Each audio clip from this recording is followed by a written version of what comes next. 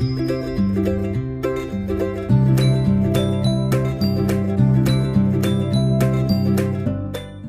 Student, class 12th advance science में आपका स्वागत है। तो स्टूडेंट, हम पिछले लेक्चर में विद्युत आवेश तथा क्षेत्र वाले चैप्टर को स्टार्ट कर चुके थे और उसमें जो आवेश होता है उसकी उत्पत्ति कैसे हुई उसके बारे में और चैप्टर का कुछ इंट्रोडक्शन अपन पढ़ चुके थे। अपन आवेश के बारे में भी पढ़ चुके थे, लेकिन आज वापस उस आवेश का जो थोड़ा सा मैंने टॉपिक पढ़ाया था उसी को वापस रिवाइज करते हुए आज इस टॉपिक को आगे बढ़ाते हैं और ज़्यादा से ज़्यादा जो आज मैं पढ़ाऊंगा ना वो सारा बेसिक्स होगा इस चैप्टर का। तो इस चीज़ को बिल्कुल क्लियर करते हुए चलना, एक एक चीज़ों को। अगर आपको नहीं समझ में आए तो वीडियो को पीछे करके वापस देख लेना, क्योंकि फ़ायदे में रहोगे। अभी अगर बेसिक्स क्लियर कर लिया तो बाद में प्रॉब्लम नहीं आएगी। चलिए स्टार्ट करते हैं अपन। तो देखिए, हमने कल आवेश तक पढ़ लिया था, वापस आवेश से स्टार्ट कर रहा हूँ रिविज़न करते हुए। तो आवेश, मैंने आपको कल परिभाषा बताई थी कि आवेश एक ऐसा गुण है, आवेश पदार्थ का विशेष गुण है। क्या? विशेष गुण है, जो कि क्या करता है, पदार्थ में दो प्रकार के क्षेत्र उत्पन्न करता है। क्या? दो प्रकार के क्षेत्र उत्पन्न करता है। और वो दो प्रकार के क्षेत्र कौन कौन से हैं अगर उनको देखें तो एक है विद्युत क्षेत्र और दूसरा है चुंबकीय क्षेत्र।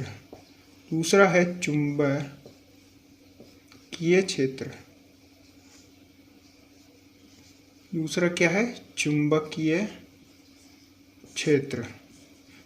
आपको मैं बता दूं, चुंबकीय क्षेत्र के बारे में 10th क्लास में 10th नंबर के चैप्टर में आपने कहीं ना कहीं पढ़ा है। ठीक है, वही चीज़ है। चुंबक वगैरह के बारे में आगे अपन पढ़ेंगे, अलग से इसका एक चैप्टर है। अभी इस चैप्टर के अंदर विद्युत क्षेत्र के बारे में बड़े डीपली अच्छे से अपन पढ़ने वाले हैं। तो अपन ने कल आवेश की परिभाषा देखी थी कि आवेश पदार्थ का वह गुण है जिसके अंतर्गत पदार्थ में दो प्रकार के क्षेत्र उत्पन्न होते हैं, और वो दो क्षेत्र हैं विद्युत क्षेत्र और चुंबकीय क्षेत्र। विद्युत क्षेत्र के बारे में इसी चैप्टर में हम पढ़ने वाले हैं। चलिए देखिए, आवेश, उसके बाद मैंने बताया था कि आवेश दो प्रकार के होते हैं। कितने? दो। आवेश दो प्रकार के होते हैं। कौन कौन से? मैंने बताया था, फर्स्ट घनावेश और दूसरा मैंने बताया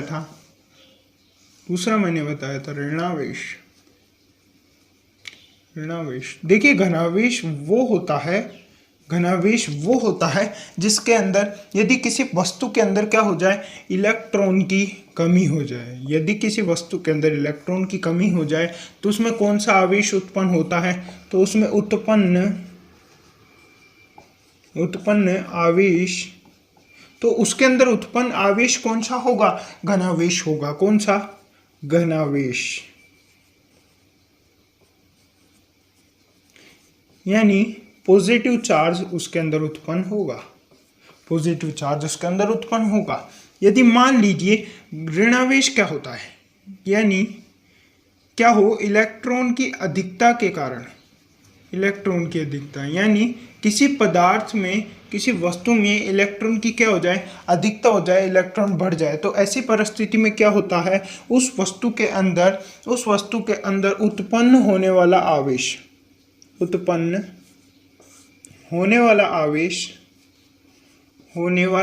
कौन सा होगा? नेगेटिव होगा, यानी ऋणावेश होगा। तो इतनी बातें क्या आपके समझ में आई या नहीं? इन चीज़ों को आप नोट करते हुए चले। ये कल इतना मैंने पढ़ा दिया था। और इलेक्ट्रॉनों की कमी और अधिकता के बारे में मैंने कल आपको छोटा सा इधर पार्ट बताया था कि हर पदार्थ परमाणु से मिलकर बना होता है। परमाणु के अंदर नाभिक पाया जाता है और उसके बाद इलेक्ट्रॉन पाए जाते हैं। हर पदार्थ परमाणु से मिलकर बना होता है। परमाणु में जो इलेक्ट्रॉन होते हैं, यदि उसकी परमाणु में जितने भी इलेक्ट्रॉन होते हैं वो प्रोटॉन के बराबर होते हैं। ठीक है, जितने भी इलेक्ट्रॉन होंगे वो प्रोटॉन के बराबर होंगे। यदि मान लीजिए एक इलेक्ट्रॉन, मान लीजिए 10 प्रोटॉन है और 10 ही क्या है, इलेक्ट्रॉन है, तो यहाँ पे मान लीजिए हमारे पास इलेक्ट्रॉन 9 ही रह जाते हैं और प्रोटॉन हमारे पास 10 होते हैं। तो ऐसी परिस्थिति में इसमें कौन सा चार्ज उत्पन्न होगा? Positive charge. अगर मान लीजिए हमारे पास जो प्रोटॉन और इलेक्ट्रॉन बराबर है और हम क्या कर दे, एक इलेक्ट्रॉन की अधिकता कर दे, यानी 10 प्रोटॉन है और 10 इलेक्ट्रॉन है। अब हम क्या कर दे, 10 प्रोटॉन है और 11 इलेक्ट्रॉन कर दे, तो ऐसी परिस्थिति में क्या होगा, उस पदार्थ के अंदर एक इलेक्ट्रॉन ज़्यादा हो गया, यानी कौन सा, नेगेटिव चार्ज उसके अंदर उत्पन्न हो जाएगा। तो यहाँ तक कुछ बेसिक्स मैंने आपको कल बताई थी, ये बेसिक्स मैंने आज वापस बता दी, शॉर्ट फॉर्म में बता दी। इसको कॉपी कर लेना या फिर इसका स्क्रीनशॉट ले लीजिए। इसके बाद अपन बात करेंगे आवेश के बारे में। यहाँ तक आवेश के बारे में कुछ इंट्रोडक्शन था, वो लिया है। अब आवेश की संकल्पना के बारे में पढ़ेंगे, जो कि वेरी वेरी इंपॉर्टेंट पार्ट है इस चैप्टर का। तो आवेश की, और ये क्या है, बेसिक्स के पार्ट, और बेसिक्स ही हर चैप्टर का, बेसिक ही हर चैप्टर की नींव होती है। जब तक घर की नींव नहीं डलती ना, तब तक घर नहीं बनता। अगर आप मान लीजिए बिना नींव डाले घर बना लेंगे ना, तो कोई मतलब नहीं है घर बनाने का, वो घर गिर जाएगा। बिल्कुल सही है।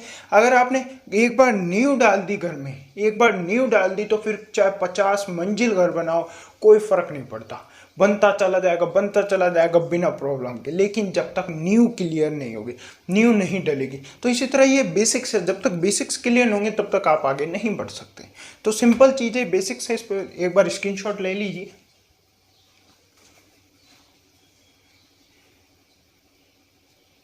चलिए अब हम आवेश की संकल्पना को पढ़ते हैं।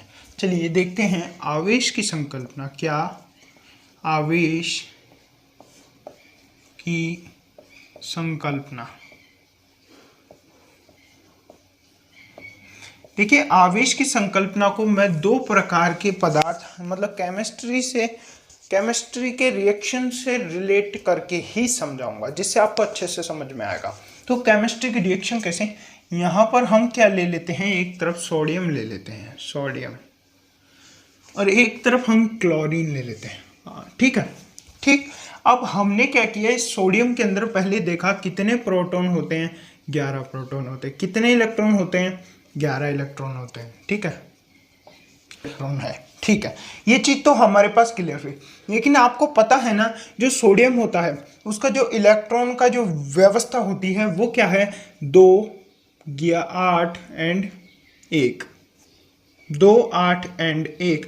आपने 11th क्लास में केमिकल बॉन्डिंग पढ़ा हुआ है क्या? आपने 11th क्लास में केमिकल बॉन्डिंग पढ़ा हुआ है क्या? 2, 8 एंड 1, इस तरह इसकी क्या होती है, पीरियोडिक टेबल में आपने पढ़ा होगा इलेक्ट्रॉनों की व्यवस्थाओं के बारे में 11th क्लास केमिस्ट्री के अंदर। तो उसके अंदर बताया जाता है इसकी व्यवस्था है। ठीक है, तो जो सोडियम होता है उसमें किस तरह व्यवस्थित होते हैं, 2, 8 और 1 के अनुसार। केमिकल बॉन्डिंग के अनुसार अगर इसको स्थायित्व में आना है, इस सोडियम को अपना अष्टक पूर्ण करना है, तो आपको पता है अष्टक पूर्ण करने के लिए क्या करेगा, एक इलेक्ट्रॉन का त्याग कर देगा और क्या हो जाएगा, इसका अष्टक पूर्ण हो जाएगा। ठीक है, तो बस ये यही करेगा, सोडियम प्लस इलेक्ट्रॉन का क्या कर देगा, त्याग कर देगा। यहाँ पे ये चीज क्लियर होती है। अब देखिए, इसने अपने अष्टक को पूरा करने के लिए एक इलेक्ट्रॉन का त्याग कर दिया। अब ये जो सोडियम बना है, एक इलेक्ट्रॉन त्याग करने के बाद उसके अंदर कितने प्रोटॉन हैं, 11 प्रोटॉन है। कितने इलेक्ट्रॉन है, 10 इलेक्ट्रॉन है। कितने, 10। अब एक चीज आपको नोटिस करनी है कि इसमें कितने इलेक्ट्रॉन है, 10 इलेक्ट्रॉन है। कितने प्रोटॉन है, 11 प्रोटॉन है। यहाँ पे इलेक्ट्रॉन 11 थे, प्रोटॉन भी 11 थे, तो मतलब 11 माइनस थे, 11 ही प्लस थे।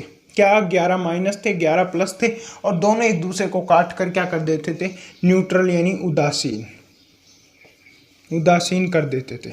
लेकिन यहाँ पर 10 माइनस और 11 प्लस है, मतलब यहाँ पे क्या आ गया, 1 प्लस एक्स्ट्रा आ गया। क्या, 1 प्लस एक्स्ट्रा आ गया, मतलब यहाँ पे क्या उत्पन्न हो जाएगा, आवेश उत्पन्न हो जाएगा। और कौन सा आवेश होगा, पॉजिटिव चार्ज होगा, पॉजिटिव आवेश होगा। क्या, घन आवेश। जो सोडियम है, जब सोडियम अपना अष्टक पूरा करेगा, एक इलेक्ट्रॉन का दान करेगा, तो क्या, पॉजिटिव चार्ज, यानी सोडियम ने यदि इलेक्ट्रॉन का दान किया तो उस पर क्या उत्पन्न हुआ, घन आवेश उत्पन्न हुआ। यहीं पे क्लोरीन के देखते हैं। आपको पता है क्लोरीन के अंदर कितने प्रोटॉन होते हैं और कितने इलेक्ट्रॉन होते हैं। तो यहाँ पे प्रोटॉन कितने होंगे, 17, क्योंकि यहाँ इलेक्ट्रॉन कितने हैं, 17।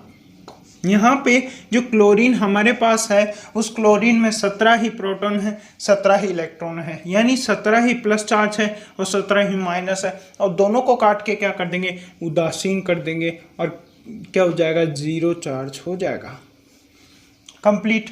उसके बाद अब क्या हुआ, आपको पता है कि क्लोरीन में जो इलेक्ट्रॉन की व्यवस्था होती है वो किस तरह की होती है, 2 8 एंड 7। अब क्लोरीन का जो है अष्टक है ना, पूर्ण नहीं है। क्लोरीन का जो अष्टक है वो पूर्ण नहीं है। अब इसको अपना अष्टक पूरा करना है। अब ये अष्टक पूरा करने के लिए क्या करेगा, बाहर से एक इलेक्ट्रॉन ग्रहण कर लेगा, क्योंकि 7 इलेक्ट्रॉन का तो त्याग नहीं कर सकता। यहाँ पे एक इलेक्ट्रॉन की वजह से अष्टक पूरा नहीं था, तो ये एक इलेक्ट्रॉन का त्याग कर दिया। लेकिन यहाँ पे 7 इलेक्ट्रॉनों की वजह से अष्टक पूरा नहीं है, तो इसका मतलब ये थोड़ी ना है कि ये 7 इलेक्ट्रॉन को त्याग देगा, ऐसा तो हो नहीं सकता। तो ऐसी परिस्थिति में क्या होगा, इसको अष्टक पूरा करने के लिए एक इलेक्ट्रॉन ग्रहण करना होगा, और ये क्या कर लेगा, एक इलेक्ट्रॉन को ग्रहण कर लेगा। तो क्या होगा, प्लस इलेक्ट्रॉन ग्रहण करेगा और ये हमारे को अष्टक पूर्ण क्लोरीन प्राप्त हो जाएगा। क्या, अष्टक पूर्ण क्लोरीन हमको प्राप्त हो जाएगा।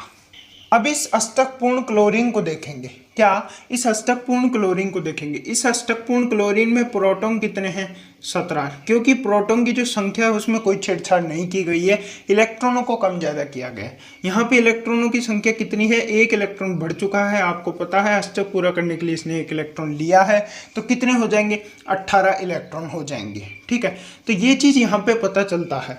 अब देखिए यहाँ पे क्या हो रहा है, यहाँ पे 17 पॉजिटिव थे, 17 नेगेटिव थे, क्या हो गया, 0 आ गया, शून्य आ गया।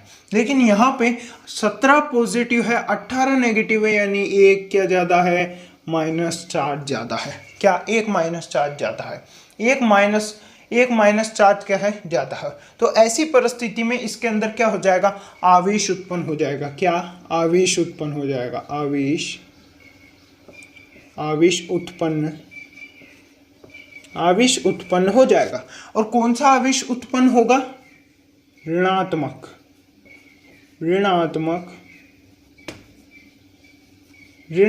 आवेश उत्पन्न हो जाएगा। क्या, नेगेटिव चार्ज इसमें क्या हो जाएगा, उत्पन्न हो जाएगा। तो ये चीज यहाँ पे क्लियर होती है।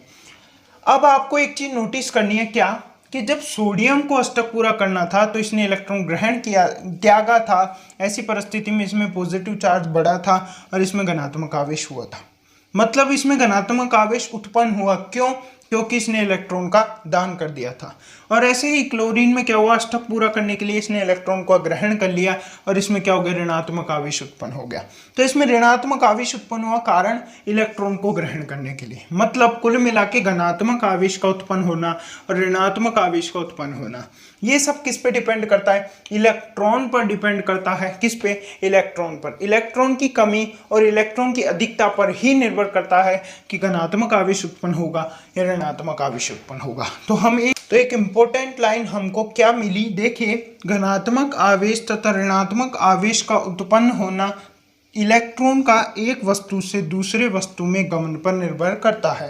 क्या, धनात्मक आवेश का उत्पन्न होना एवं ऋणात्मक आवेश का उत्पन्न होना एक वस्तु से इलेक्ट्रॉन का दूसरी वस्तु में गमन पर निर्भर करता है। यानी किसी वस्तु में इलेक्ट्रॉन निकल कर दूसरी वस्तु में चला जाता है, तो जिस वस्तु में इलेक्ट्रॉन गया है उस वस्तु में ऋणात्मक आवेश उत्पन्न हो जाएगा। क्यों, क्योंकि उस वस्तु में इलेक्ट्रॉन की क्या हो गई, अधिकता हो गई। इस परिस्थिति के कारण अगर मान लीजिए जिस वस्तु से इलेक्ट्रॉन निकल के गया है उस वस्तु में क्या आवेश उत्पन्न होगा, पॉजिटिव चार्ज, यानी धनात्मक आवेश उत्पन्न होगा, क्योंकि उस वस्तु में क्या हुई है, इलेक्ट्रॉन की कमी हुई है। इसी तरह हमने समझ ली है क्या, आवेश की संकल्पना को सीधा सीधा समझ लिया है। सीधा आवेश की संकल्पना क्या है कि जो आवेश है वो इलेक्ट्रॉन के गमन पर निर्भर करता है। तो एक छोटी सी लाइन से आपको परफेक्टली समझ में आ जाएगा कि आवेश इलेक्ट्रॉन के गमन पर निर्भर करता है। क्या, आवेश, या ऐसा लिख सकते हैं, आवेश इलेक्ट्रॉन पर निर्भर करता है,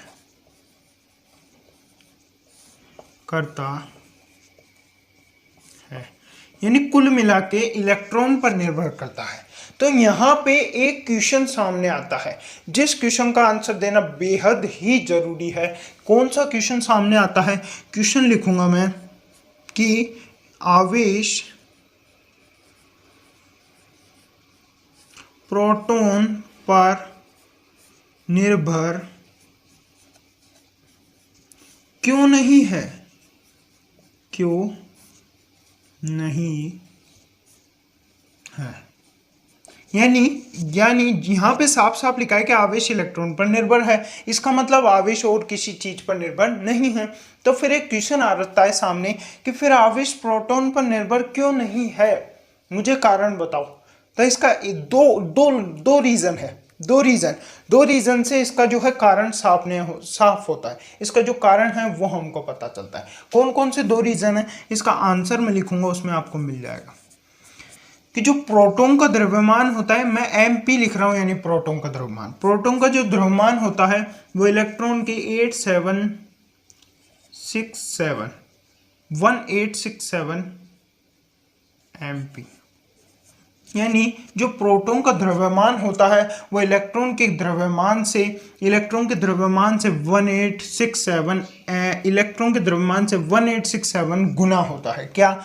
इलेक्ट्रॉन के द्रव्यमान से 1867 गुना होता है। समझ गए? इलेक्ट्रॉन का द्रव्यमान कितना होता है? Me कितना होता है? 9.1 इंटू 10⁻³ होता है। यानी हम जब इलेक्ट्रॉन के द्रव्यमान को 1867 से मल्टीप्लाई कर देंगे, उसके बाद जो आंसर आएगा वो आंसर क्या कहलाएगा? प्रोटॉन का द्रव्यमान कहलाएगा। तो इससे यही कारण है कि इलेक्ट्रॉन का द्रव्यमान तो प्रोटॉन के द्रव्यमान से बहुत कम होता है, इसलिए इलेक्ट्रॉन आसानी से एक पदार्थ से दूसरे पदार्थ में स्थानांतरित हो जाता है।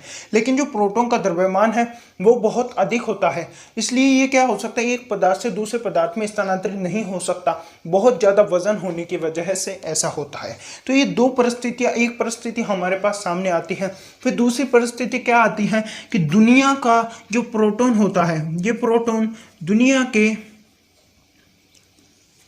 प्रोटॉन जो होता है दुनिया का सबसे प्रबल बल से बंधा होता है। प्रोटॉन प्रबल नाभिकीय, आप समझ गए होंगे अब तो कि नाभिकीय आकर्षण बल से बंधा होता है। आकर्षण बल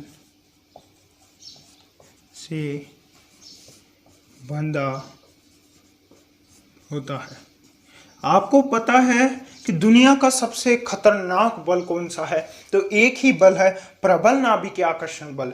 और जो इलेक्ट्रॉन होता है उसमें तो प्रबल नाभिकीय आकर्षण बल आंतरिक कोश के इलेक्ट्रॉन पर ही होता है, बाह्य कोश के इलेक्ट्रॉन पर नहीं होता, इसलिए आसानी से वो क्या कर लेते हैं, स्थानांतरित हो जाते हैं। लेकिन आपको मैं एक बात बता दूं, जो प्रोटॉन होता है वो प्रोटॉन बहुत ज्यादा प्रबल नाभिकीय आकर्षण बल से बंधा होता है, मानी बहुत ज्यादा, दुनिया का सबसे खतरनाक बल उससे बंधा होता है। तो वो कैसे जा सकता है? एक पदार्थ से दूसरे पदार्थ में जा ही नहीं सकता।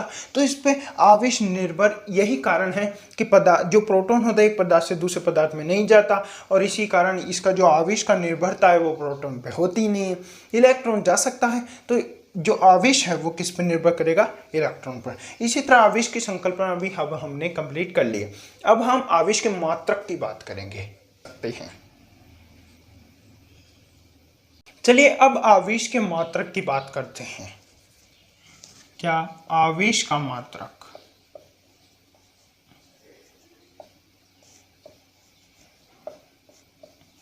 आपको पता है किसी भी राशि का अगर हमें मात्रक निकालना हो तो उसके लिए हमें सूत्र की आवश्यकता होती है। तो आवेश का अगर हम सूत्र की बात करें तो आपने 10th क्लास में जरूर पढ़ा होगा, कि धारा बराबर क्या होता है? धारा बराबर आवेश बटा समय होता है। आवेश बटा समय होता है। अगर आपको डेफिनेशन पता चल जाए, कुछ लोगों को क्या है याद नहीं रहता, तो मैं बता दूं, एकांक मतलब किसी बिंदु से एकांक समय में गुजरने वाला आवेश क्या कहलाता है? धारा कहलाता है। और उसी के आधार पर इसका सूत्र दिया गया है। और आपको पता है हम इसको शॉर्ट में कैसे प्रदर्शित करते हैं? धारा को I से लिखते हैं, आवेश को Q से लिखते हैं और समय को T से लिखते हैं। इसी के साथ ये फॉर्मूला आपको पता है, यानी धारा का आपने 10th क्लास में फॉर्मूला पढ़ा है और उसके अकॉर्डिंग आपको धारा का फॉर्मूला पता है। मैं आपको एक चीज लिखा देता हूं कि जो आवेश का प्रतीक होता है, आवेश का प्रतीक चिन्ह है, प्रतीक क्या होता है, स्मॉल क्यू या कैपिटल क्यू होता है। फर्स्ट ऑफ ऑल ध्यान रखना। फिर उसके बाद बात करेंगे, हमारे पास आवेश का मात्रक निकालना है तो आवेश का सूत्र होना चाहिए, और सूत्र के लिए हमारे पास धारा का सूत्र दिया हुआ है, और हम इस धारा के सूत्र से ही आवेश का सूत्र निकाल लेंगे। कैसे, देखो, आवेश बराबर धारा इंटू समय हो जाएगा। क्या, आवेश बराबर धारा इंटू समय। यहाँ से हमारे पास आवेश का सूत्र आ गया। अब इस आवेश के सूत्र आ गया तो आवेश का मात्रक निकाल लेंगे, यानी क्यू को किस में, ब्रैकेट में यहाँ लिखेंगे आवेश। तो आवेश का अगर हम सूत्र की बात करेंगे तो धारा की इकाई क्या होती है, एम्पेयर होती है। क्या, एम्पेयर,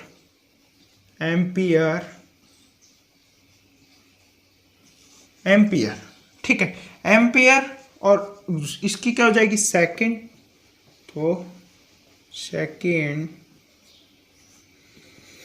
तो एम्पियर इंटू सेकेंड हमारे पास आवेश की क्या हो जाएगा, मात्रक हो जाएगा। अब आपको एक बात बता दूं, जो एम्पियर इंटू सेकेंड होता है इसको हम आवेश कुलाम में प्रदर्शित करते हैं। क्या कहते हैं, कुलाम कहते हैं। और ये जो कुलाम इसका मात्रक है, एम्पियर इंटू सेकेंड जो इसका मात्रक है, ये कौन सा मात्रक है, एसआई मात्रक है। ध्यान रखना, ये कौन सा मात्रक है, एसआई मात्रक है। अब हम सीजीएस मात्रक की बात करेंगे। मात्रक की बात करेंगे तो सीजीएस आवेश का जो सीजीएस मात्रक है, आवेश को क्यू से प्रदर्शित करते हैं, और इसका सीजीएस मात्रक की अगर मैं बात करूं तो यहाँ पे इसको एम्पेयर इंटू सेकेंड एसआई मात्रक गुलाम हो जाएगा। तो यहाँ पे इसका जो मात्रक होगा वो स्टेट गुलाम होगा। ध्यान रखना, एसआई मात्रक तो आवेश को जो एसआई मात्रक का गुलाम होगा, और आवेश का अगर मैं सीजीएस मात्रक की बात करूं तो स्टेट गुलाम होगा। अब मैं एसआई मात्रक और सीजीएस मात्रक में कुछ संबंध देखते हैं। क्या संबंध देखेंगे, देखिए, गुलाम को हम सी से प्रदर्शित करते हैं, स्टेट गुलाम को एस सी से प्रदर्शित कर देंगे, यहाँ पे गुलाम को सी से प्रदर्शित कर देंगे। देखिए, अब मैं एक संबंध बताता हूँ इन दोनों के बीच। यहाँ पे क्या संबंध है, देखना, आप बड़े गौर से देखना, बहुत इंपॉर्टेंट है। क्या, एक गुलाम बराबर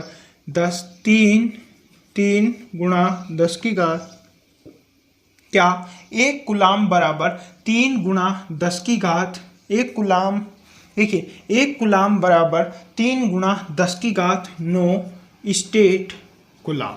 ध्यान रखना, ये स्टेट गुलाम सीजीएस मात्रक और एसआई मात्रक के मध्य एक संबंध है। संबंध क्या है कि जो हमारे पास एक गुलाम होता है, एक गुलाम बराबर 3 गुणा 10 की घात 9 स्टेट गुलाम होता है। क्या, 3 गुणा 10 की घात 9 स्टेट गुलाम होता है। तो ये चीज़ बहुत इंपॉर्टेंट है, इसको ध्यान रखना। उसके बाद अब बात करेंगे इसका सबसे बड़ा मात्रक। क्या, आवेश का सबसे बड़ा मात्रक, आवेश का सबसे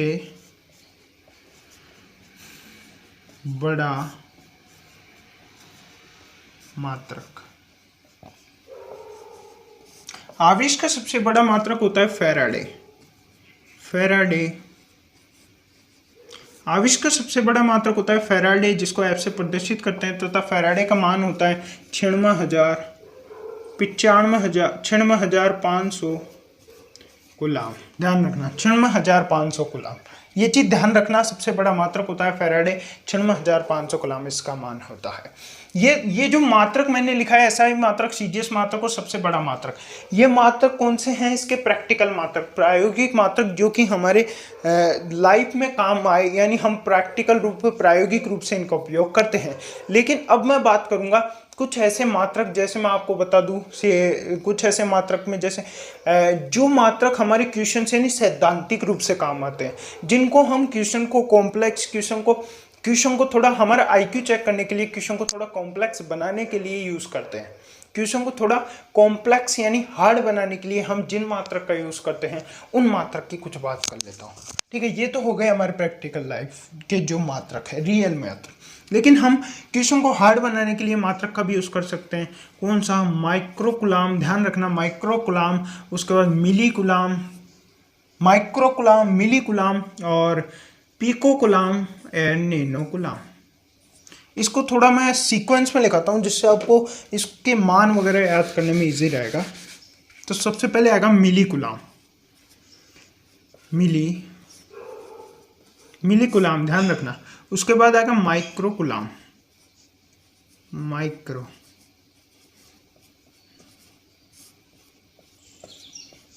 और उसके बाद आएगा पिको कूलाम, नहीं नैनो कूलाम आएगा, नैनो कूलाम,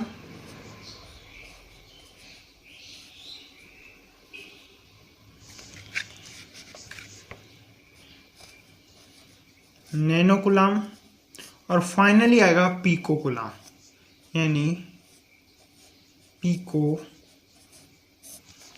बड़ा आएगा, छोटा आएगा यार, पिको कूलाम।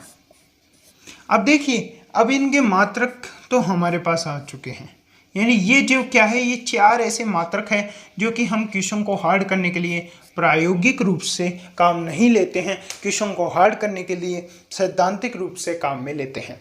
अब मैं इनके जो मान की बात करूंगा तो उससे पहले एक चीज़ बता दूं, जो हमारे पास मिली होता है, क्या मिली होता है, उस मिली का मान होता है 10⁻³ होता है।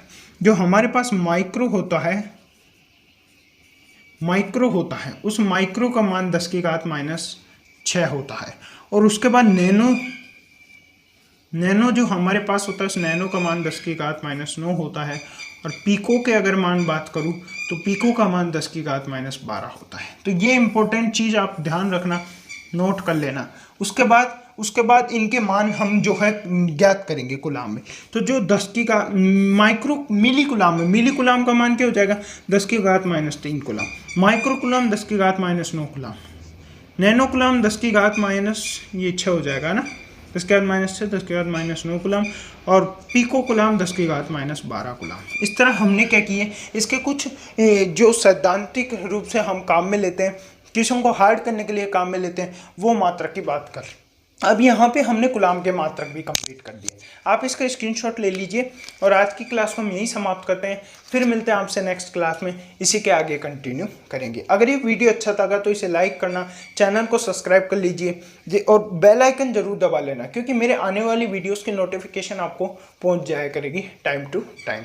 और जैसे कि आपको पता है कोरोना वायरस चल रहा है, तो ऐसी परिस्थिति में आपको पढ़ाई करनी है तो घर पे रहकर अच्छे से इस तरह से ऑनलाइन पढ़ाई करने का एक सबसे अच्छी अपॉर्चुनिटी आपके पास है। देखिए, फिजिक्स तो मैं पढ़ा रहा हूँ, केमिस्ट्री बायोलॉजी के लिए और भी बहुत सारे चैनल मिल जाएंगे, वहाँ से ढूंढ लेना और अपनी पढ़ाई को इस तरह क्या कीजिए, केमिस्ट्री के चैनल पर केमिस्ट्री, बायोलॉजी का कोई चैनल ढूंढ लो, वहाँ पर बायोलॉजी और यहाँ पर फिजिक्स पढ़ना शुरू कर दो और अपने सिलेबस को कंप्लीट करना शुरू कर दो। ज़्यादा नहीं, 24 घंटे आपके पास है, ज़्यादा से ज़्यादा 2.5-2 घंटे क्लास ले लीजिए, 2.5-2 घंटे पढ़ाई कर लीजिए, मतलब कुल मिला के 5 घंटे आपको पढ़ाई को देने हैं। बाकी आपके पास जो 19 घंटे हैं उनमें खूब मौज करो, फ़ोन चलाओ, टीवी देखो, कोई टेंशन नहीं, लेकिन 5 घंटे कम से कम आप पढ़ाई में दो। चलिए मिलते हैं आपसे नेक्स्ट क्लास में।